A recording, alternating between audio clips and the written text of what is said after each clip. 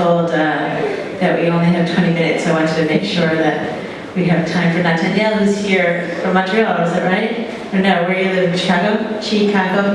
Okay, so I wanted to say a couple words about the chapbook series, which is that it started in 2000, and they are commemorative chapbooks that we ask people for work that's in progress. Your piece is so perfect, Q. We'd say 5 to 15 pages, whatever you're thinking about, it's in progress, and we built this archive over 15 years.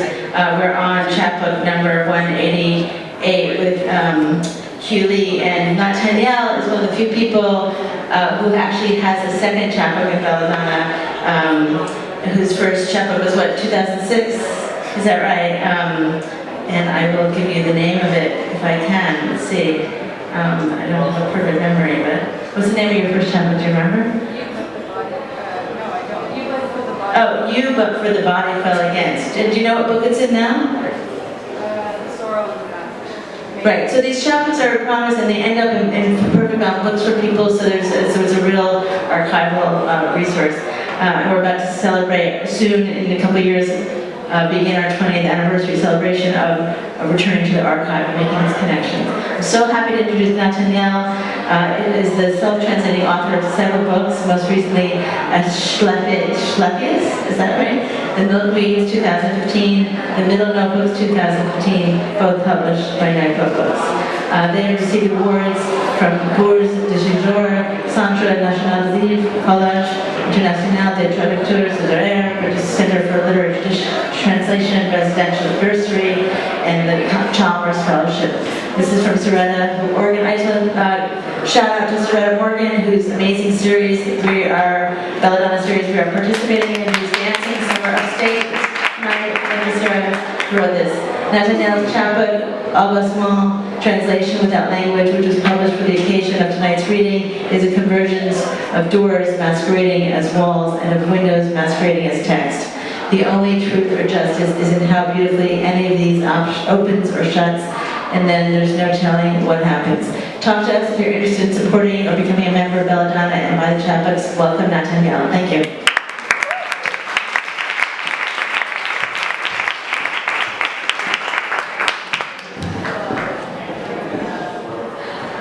This is the postscript to the postscript.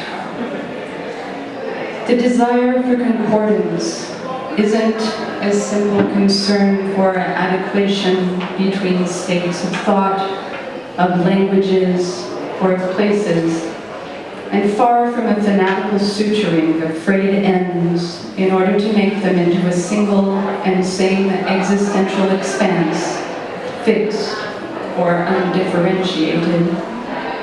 No, concordance in the same disagreements, ode to the self-same, if concordance is relay or relation, it is never sameness or leveling or smoothing of breaches, nor recovery of imperfect junctions.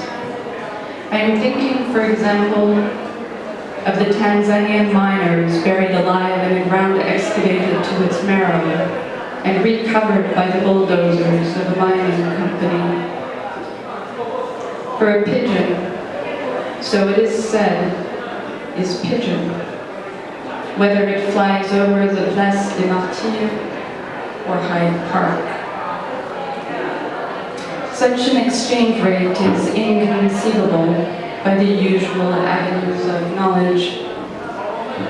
For whosoever says pigeon, says both pigeon and pigeon. If concordance is a possible relay between two dissimilars, between bodies shared by a same word, it is that through it, the disagreement extends to its misunderstanding. In other words, it refers to its self-same dispersions. And now the postscript. A short film on fascism. 2 epigraphs The first by Simone Veil, La vraie manière d'écrire est d'écrire comme on traduit.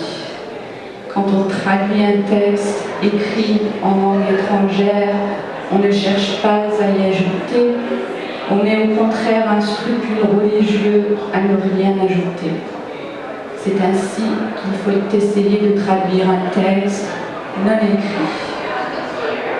And Antonin Artaud, l'idée est de briser le réel. In English, the true manner of writing is to write as one translates. When one translates a text written in a foreign language, one doesn't seek to add anything. On the contrary, one takes religious scruple not to add anything. This is how one must try to translate an unwritten text. And Artaud, the idea is to break the real. Revolution owes everything to catastrophe. In 1936, Antonin Artaud wrote several texts and conferences destined to a Mexican public.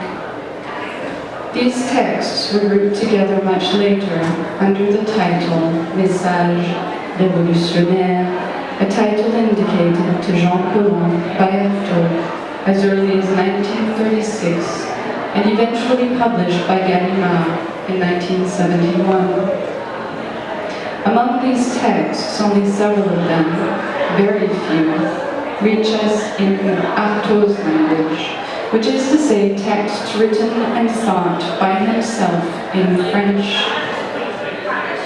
In 1962 already, these same texts, much thought will have been given to this very same, were published in Spanish in a volume entitled Mexico. Between 1936 and 1971, it happened that the French, said to be original, version of these writings went astray.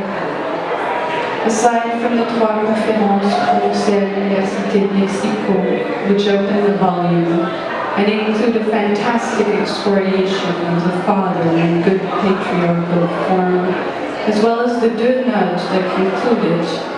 All the other pieces present in the book, and which represent 65% of the volume, arrived translated.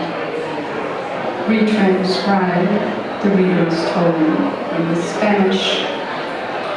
The eventuality of their translation had been anticipated by the author, who feared for them such a grafted outcome. It happens that the distinction between retranscription and translation goes unqualified in the editor's notes.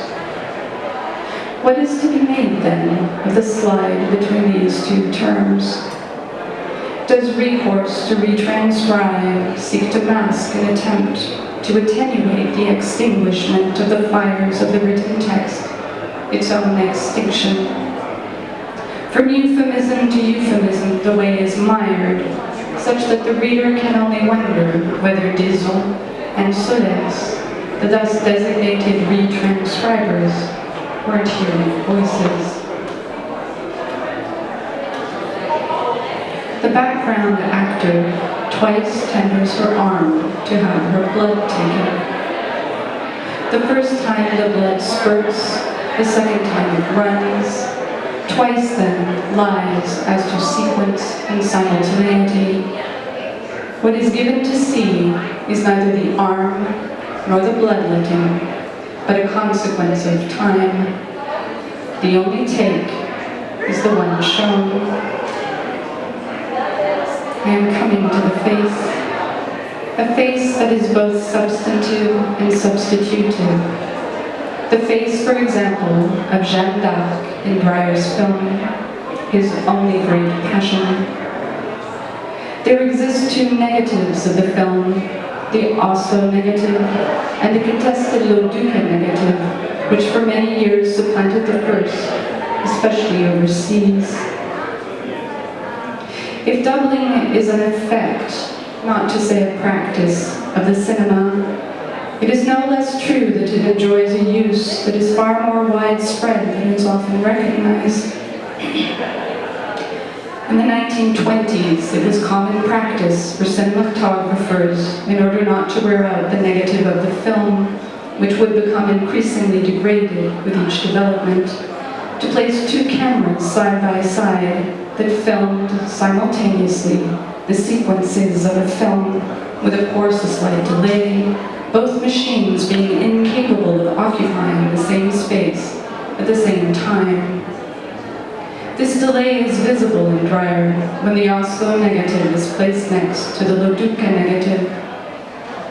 If one or the other can test the idea of an originary film, notwithstanding the director's selections, it is no less true that the spectator is persistently afflicted with a kind of double vision. I would like to go so far as to attribute composite characteristics to it, which overlay the faces delivered in close-up to make them into an indefinite and not eternal face, marking the inscription of pain, the transcription of which is the mark of its irreceivability.